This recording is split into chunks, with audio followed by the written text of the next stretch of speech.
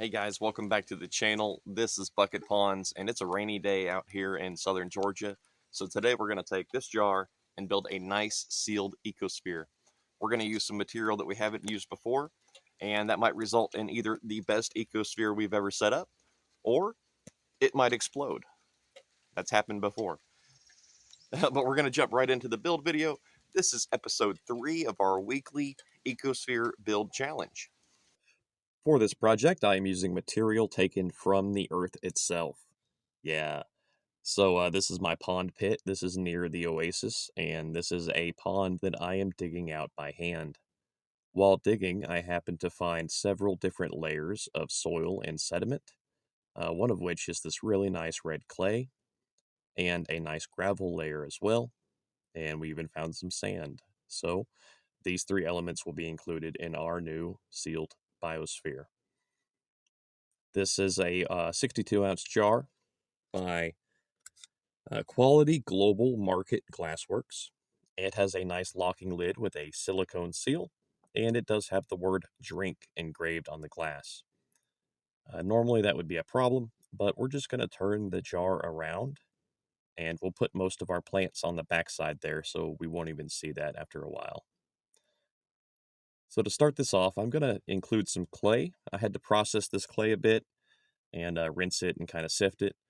But we're going to put this in the back of the jar here.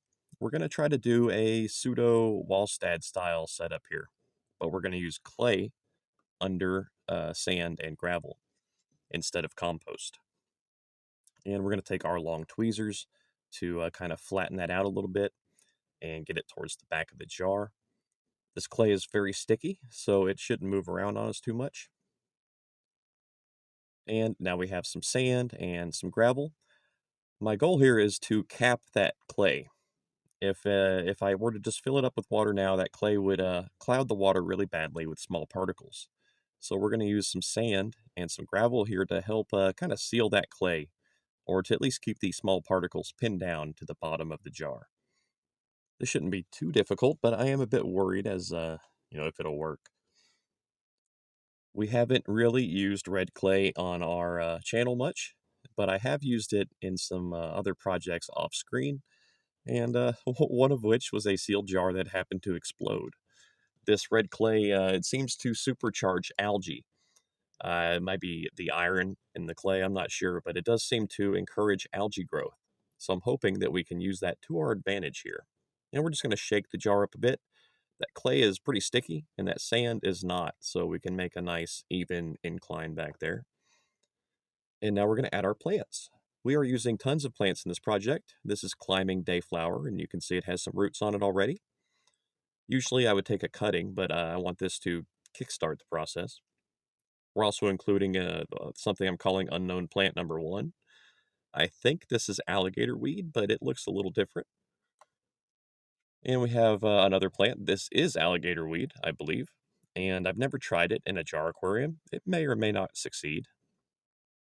And finally, we have oxeye, or Wedelia. I know this will grow in a jar aquarium, but I don't know if it will grow in a sealed jar, or how well it might do in the long term. So my goal here is to overplant this container with just so many plants to soak up all these excess nutrients. Some of these plants may fail, but as long as a few of them survive in the long term, we'll have a nice atmosphere and water filtration system set up through these plants, a biological system essentially. And one drawback of these tall jars is it's very hard to plant anything in the soil, so I'm using some very long stem cuttings here, and we're just going to kind of stick them down in the bottom. I've worked with most of these plants in jar aquariums, and I know that they'll grow just fine like this if I were to leave the lid open.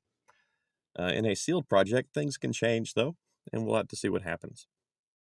So there we go. Pretty simple setup. We just basically stuffed a bunch of stem plants in there. And now I'm going to add some beautiful native gravel that I dug up.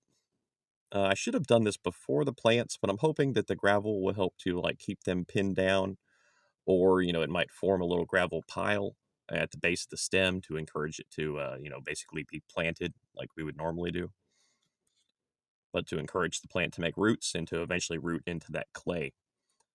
I have a little bit of sand and gravel left over. I'm just going to throw that in there as well.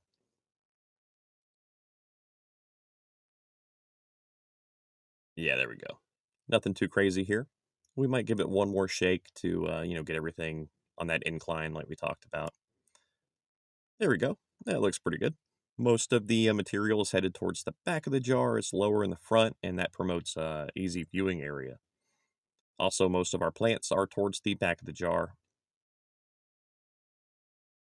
Setting up an incline like that just makes it easier to look at, and it's definitely easier to film when you're looking at small creatures down the bottom. If you're building your first ecosphere at home, try to include an incline. It definitely helps. Now, for our water samples in this aquarium, in this ecosphere, we're going to take a couple jars from this little bucket pond here. It's my namesake. It's what we do. We build ponds in buckets. This one's been running for a long time, and I don't usually show you guys this kind of stuff. I just tell you, where I got the samples from, but I figured, like, why not show it? We'll take a look at it. Lots of duckweed in here, tons of small creatures.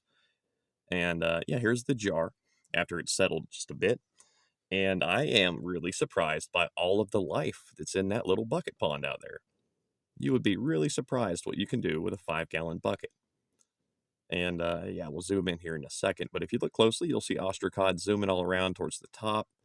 There's tons of duckweed in here. There's other little creatures in the bottom. Some very large creatures, actually, those little dots. We're going to take another look at them right now. So it turns out those little dots are actually large water mites. These are the biggest water mites that we have here, at least in my area, in my ponds. And we've seen them once or twice in other projects, but I wanted to include them into this ecosphere.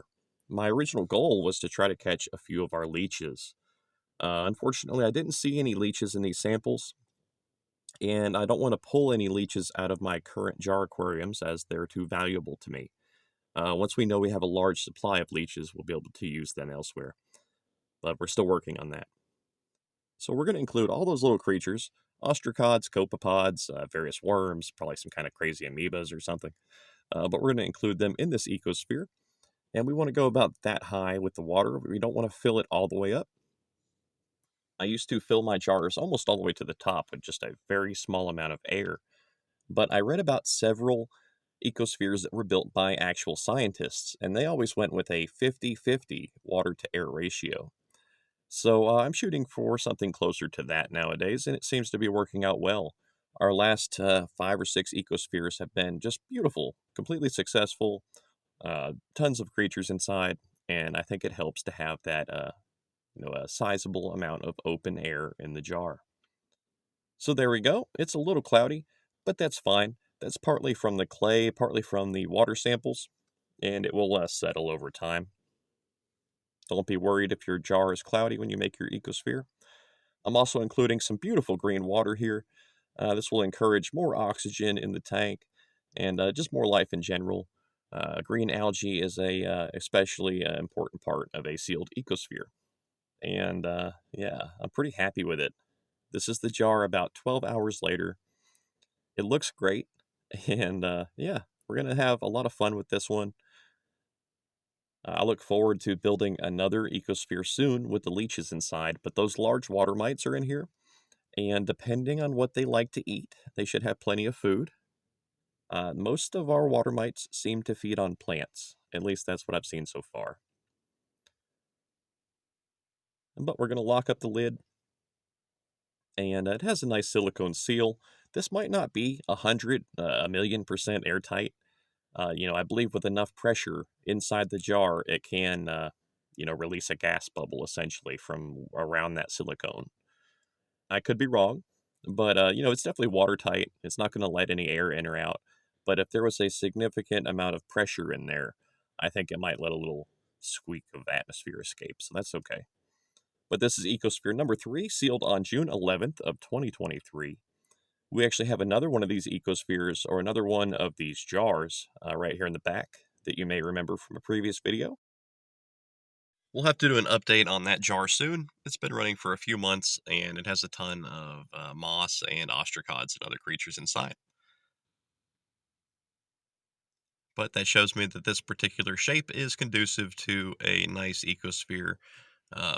The amount of oxygen, the amount of room and depth of the water. Everything seems to work very well in a jar shaped like this.